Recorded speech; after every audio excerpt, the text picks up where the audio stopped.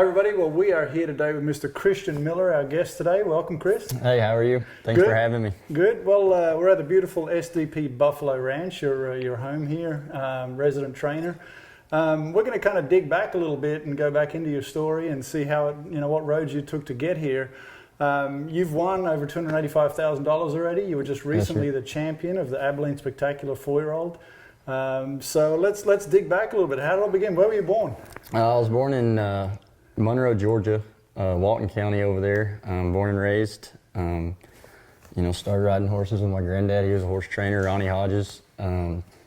He's trained horses, and like I said, I just grew up riding, training, showing, doing whatever I could on a horse, and it all started there. So you were riding pretty much as soon as you could start walking? Probably before. Granddad would work horses with me in the saddle with him. We'd work horses. He'd work the flag or cows, and back then he had buffalo, and he'd put me in front, and we'd go to work. So.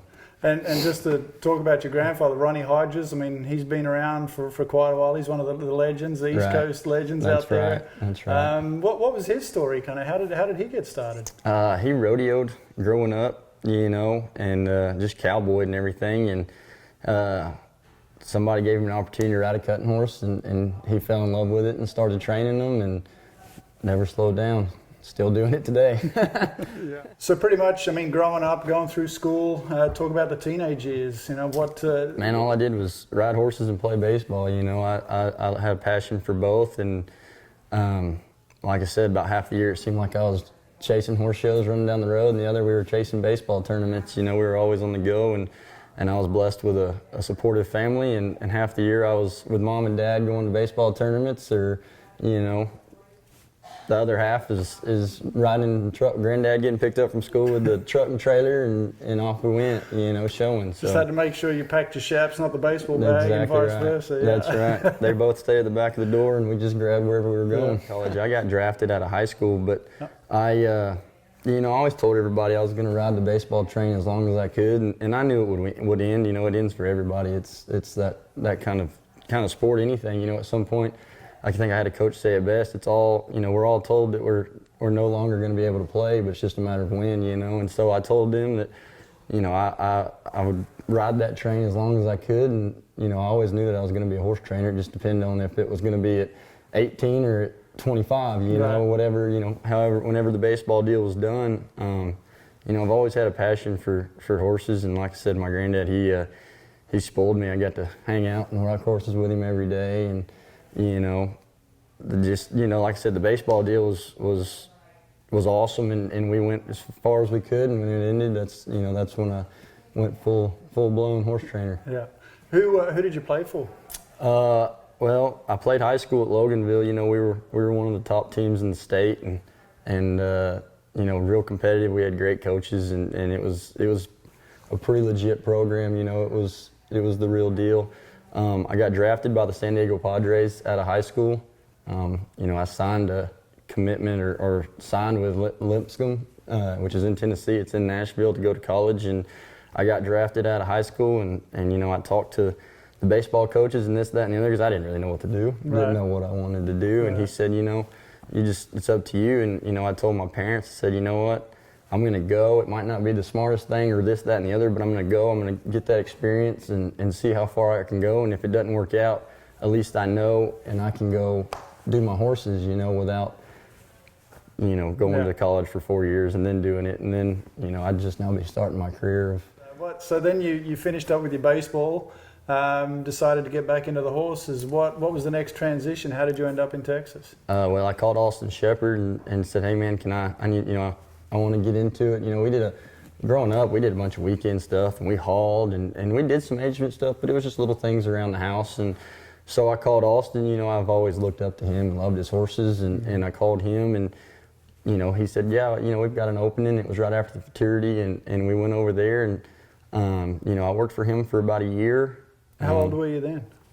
I want to say 21, 22. Yeah. So just a few years ago. 22, not too long ago, I guess. You're how old now? 27. 27, yeah. Yes, so 6 years ago, you kind of made that transition, that commitment. Right. And so I went there, and it's like I told somebody the other day, I said, if I really knew what I knew now, I would have stayed there longer because, like I said, I like that program. He's always been a great guy. I've looked up to him, But I was young and eager and thought, well, I can, I want to do more. I want to do that. And like I said, I worked horses and it was awesome. That was my first step into aged event, and I didn't realize what all went into it. Yep. And like I said, so, and I actually had a scout call me and say, we had some people looking. Would you be interested in throwing for them? And I went to Austin just like you and I are sitting here, and I told him, I said, hey man, I want to be a horse trainer, but I had somebody call me and almost asked for a second shot, and he said, well, that's not something you can turn down. If you ever need a job or anything, we'll be here. And so I went there and I just missed the horses. I threw the deal and didn't even pursue it. I was like, you know what? And then, I called Lee Francois and asked him if anybody was hiring out here. Him and my granddad and family have always been family friends. And he said, you might call Chris Hansen, and at that time, I didn't even know who Chris Hansen was. He was just moving back from Arkansas to go work at Crown Ranch. And so I called him, and he said, yep, come on. And, it was me, him, and Jose Cruz. That's quite a team there. It was fun. We had a good time. Learned a lot. And like I said, we had a good time. How long were you at Cruz's? A little over a year. And that's when the job opened up over at Paul's, the assistant trainer job. And so I ended up taking that. It was hard to do too much. You had Jose Cruz in front of you. Yeah. I was over there, and like I said, we had a blast. We rode a bunch of horses, and they taught me a lot. They taught me a lot about the way a horse is supposed to be broke and moved, and obviously with your weekend horses and stuff growing up, we better cut and hold that cow, and I still have a lot of that in my program, but they taught me how to put a little more finesse in it, and it's getting there. But polished up the rough edges. They put a little more of the broke 2-year-old style to what I do have. Not a whole lot of it, but. Yeah. Well, I mean, you went from a couple of really good programs, and then, like you said, you went from Austin's to Chris's, and then you ended up at Paul Hansmus. Tell us a little bit about that, what the time you spent there. It was a dream come true. That guy, that whole family. I wouldn't be anywhere without them and without that experience. Paul, I came in and I'll never forget it. He was going to, I want to say he was going to Amarillo the day after I got there. I worked one horse, and it was a practice horse at that time. He said, okay, I'm going to go to Amarillo tomorrow and yada, yada, yada, and I'm going to leave all my 3-year-olds here and you work them. I'm going to take the 2 open horses that I think I'm going to show, but leave the rest of them here and you work them. And I was mind blown. Yeah. I've never seen Paul work. I've never, I was like, oh my gosh. And Miss Julie, she had that grin of, yep, here it is. and she stayed back and she helped me. And I'll never forget it. Paul called me and said, hey, I left some of those show horses there. Load up that 6-horse, you and Julie, work her horse. And y'all go to, I want to say it was Hamilton. Yeah. And y'all go over there and show and help her, this, that, and the other. And I was like, I was a nervous wreck. I'm over here about to have Miss Julie Hansma over here going to get her horses ready to show, and we did. And like I said, it was just a real deal. It was awesome. Like I said, working for them was good. I got more opportunities than a lot of people could ever get, and they put me in the right spot to succeed. Like I said, they really helped me. Looking back at that now, is there anything you would have done different, or what is your advice to other guys that are looking to kind of move up through the ranks and look to work under some programs? I don't think I would do anything different. Like I said, I've looked back on it, and now that I know, there's no fast road. No fast road. No matter what you do, it's a grind, it's a struggle, and you might be on top of it one day, and the next day you might be right back at it. Right back at the bottom, and that's what. I was just telling Davide, and it's good to have a bunch of guys coming up right now. Davide and Cass Tatum and Jose Cruz. We've always been good buddies, and we were talking about the struggles the other day, and that's what I was telling them. I was like, we've all been through it, and we're all going to go through it again. And all we can do is wake up in the morning, put our boots on, and go back to work. And then, like I said, until we find the consistency and then go forward. And like I said, that's what I was telling Davide. I said, hey, we were just talking about the ups and the downs, and they're going to come, and but it's good to have people like that also, and have your back. Have some peers to kind of bounce, That's exactly right. talk things through and get advice from each other. Right. And like I said, it's good to have that right now. There's a good group of guys coming up, and we've all got each other's back, it seems, and it's been good. Like I said, it's been good. Yeah. What about, so then from Paul's, where did you go from there? I went to work for Valley View Ranch, the Terrells, great people. Like I said, I worked there, I don't even know how long exactly, but worked there, and like I said, had a great experience, and they, they did everything that they could for me, and like I said, it was a great deal, a great experience, and I laugh at it now because it's funny. You don't realize what you didn't know, But this deal opened up of when Paul left, and there was nobody here, and they were talking about maybe getting another trainer or this, that, and the other, and it's like I sat down and told Mr. Terrell, Mr. David, and I just told him, it's kind of close to home. My parents are over there. I know that program, that facility. I pretty much, when I was here with Paul, we ran it, and I said, I'm just, obviously nothing they did or nothing. Just another opportunity. Just another opportunity, and like I said, it was close to home, which I'm glad it worked out like it did. Chris Hansen was leaving Nacho's place, which is the one that is up there by the Terrells, and so Jose was going to find a job, and he ended up getting to go out on his own at Valley View, and it worked out perfect. And you've seen the success that he's had, so it worked out best for both of us. I think, like I said, it just was like one door opened and another one, So tell us about that transition. You've gone from now working for some of the top trainers in the industry, just being surrounded by all that knowledge every day. Now you come here to SDP Buffalo Ranch. I'm guessing you're given a string of horses, and now it's just you.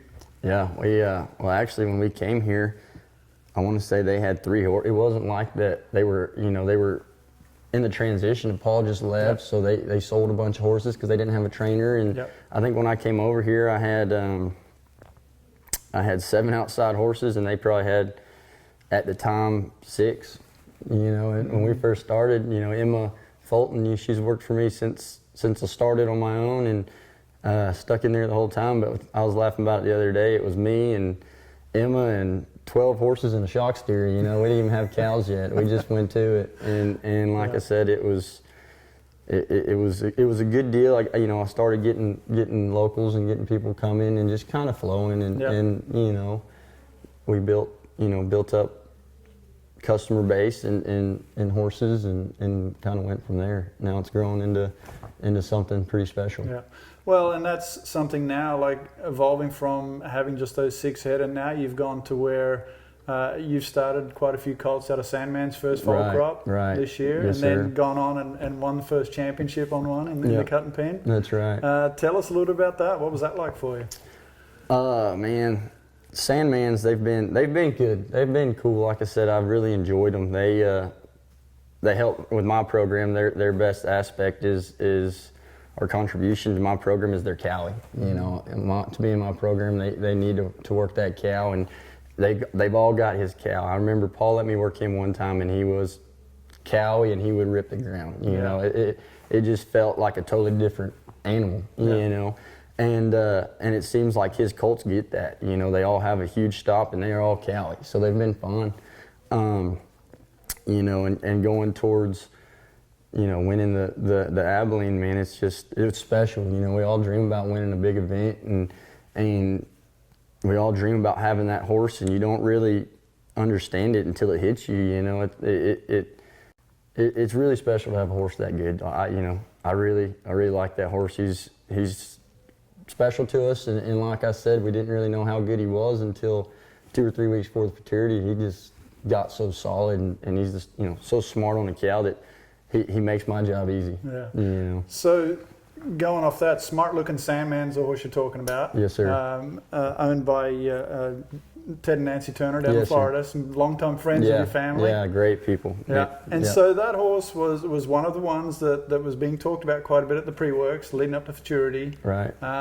Tell us a little bit about what that was like to really have. I mean, I'm assuming that was your first really big time 3-year-old or one of, you know, to have that type. Yeah. You turned down, or you guys turned down quite a bit of money for that horse. Right. Had a little tough luck at the futurity. Talk about that. Right. Well, I was nervous about the prices and people coming at me. It seemed like every time I pulled that horse out, you know, it was funny. When I first got him, because Brett Cobble, that used to work for him, started him and put a real good foundation on him. And when I got him, you know, all I had to do was show him the cow and feed it to him and let that take over. And it was funny, when I got him, I took him over to Davide's and he said, "What is that?" And I said, "This is my 9-year-old Pepto Boone's mom." You know, as a joke, he's a big, grown, you know, lanky, and we joked about it. And well, it got to where every time we pulled him out, somebody was offering us money for him. Right. And like I said, I got a little nervous about it because I was thinking, man, I finally got one that's really good, and I'm going to get him sold. You know, they're going to sell him. They're going to sell him. And I was, you know, and I'll never forget, Ted Turner came up to me at Waco because we had 2 or 3 people offer us money after that pre-work, and he put his arm around me and said, "Hey, I just want you to know this is your horse. Whatever you want to do, we'll do." And that was pretty special to have somebody, you know, like that, have that much faith in the program and in you, and just want to be a part of that journey. And you know, from then on, I got real excited because I knew no matter what, he wasn't going anywhere. You know, and like I said, Ted and Nancy, they're great people, and we love them. And like I said, they've given us opportunities that really have helped us. Yeah. So then you get to the futurity. Tell us what happens. Man, I was having a good run. This horse was being really, really good, and it was one of those moments I didn't know whether I was going to be in the 20s or in the 16s. You know, I didn't know. It felt good, but I don't ever know. So my third cow, and I've replayed it 100 times, but my third cow was the first cow me and Paul talked about. Walked into the herd. I mean, when they came to the arena, and it was the first one we talked about. And I had 32 to 35 when I turned around on my second cow. And Casey, he knows me. No, not right now. Wait, you know, just pumping the brakes all he can. And like I said, I've done it before, so I was sitting there waiting. Well, this cow walked out, and I mean, you couldn't paint a prettier picture. And I said, "Casey, now?" And he said, "Wait." And the clock got to about 25, I think, something like that. And he said, "Now." And I turned around, and we went and cut it. And about 3 seconds left, got run over at the buzzer, and like I said, I don't think I've ever had my heart broke that much. That hurt. That hurts. Yeah. That one was. I don't think I talked to anybody for a long. Me and McCall got in the car, and we didn't say a word on the way home. And I got out and went to the barn or whatever, and just like I said, it was but it was cool to know that horse was capable of doing that kind of stuff. But it's such a tough place to get shown, the highs are so high, and the lows can be the lowest you've ever experienced. I just wanted to get it. I wish there was a tunnel from the loping pen to the parking lot. I would have taken it. and then the other tough part is you got to wait a few weeks for the next show. It's not like you can just load up and go to a weekend show just to go get him shown and get a run. Oh man, you know? I asked McCall every day for, I guess, the whole rest of the futurity. Can I work him? No, leave him alone. Like, I'm seeing everybody show and everybody doing good, and can I work him? No, leave him alone. Yeah. So then you went off to Abilene, and you got there early. You did the weekend shows. Oh yeah, we were there for the whole deal, the whole shebang. The whole shebang. I mean, day and night. Yeah, everything. Showed a couple of times, started getting your confidence back. Got through some runs there. Oh man, yep. Tell us about that whole Abilene experience going through the age event then. Well, we took.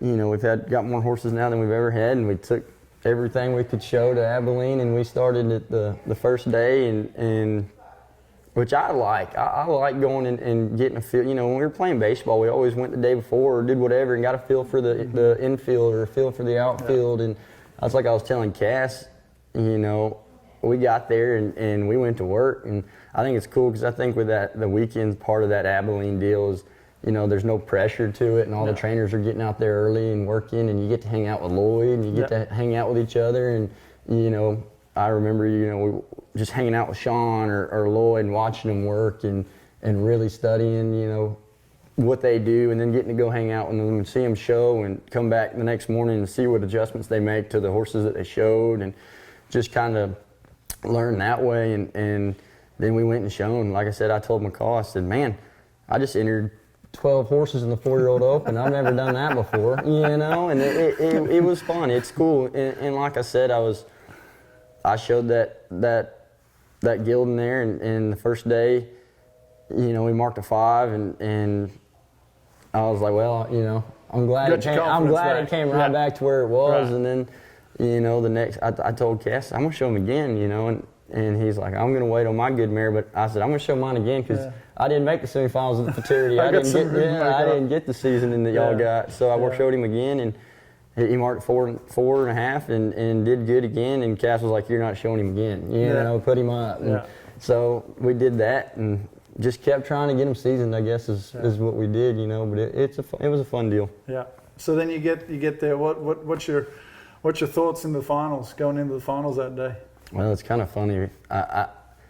Me and Jose were sitting there watching cows, and it was cool because that's the first finals that we've ever been in together, you know, with each other, and we were just talking about it, and you know, it was pretty nonchalant. I didn't really get too wound up until right before I pulled my cinch, and like I said, I pulled my cinch, and it's kind of like, oh, you know, you get you get that feeling in your stomach, and you know, I have so much confidence in that horse. I don't really get worried about much other than just staying out of his way and not, you know, you can hear Casey in my corner all the time.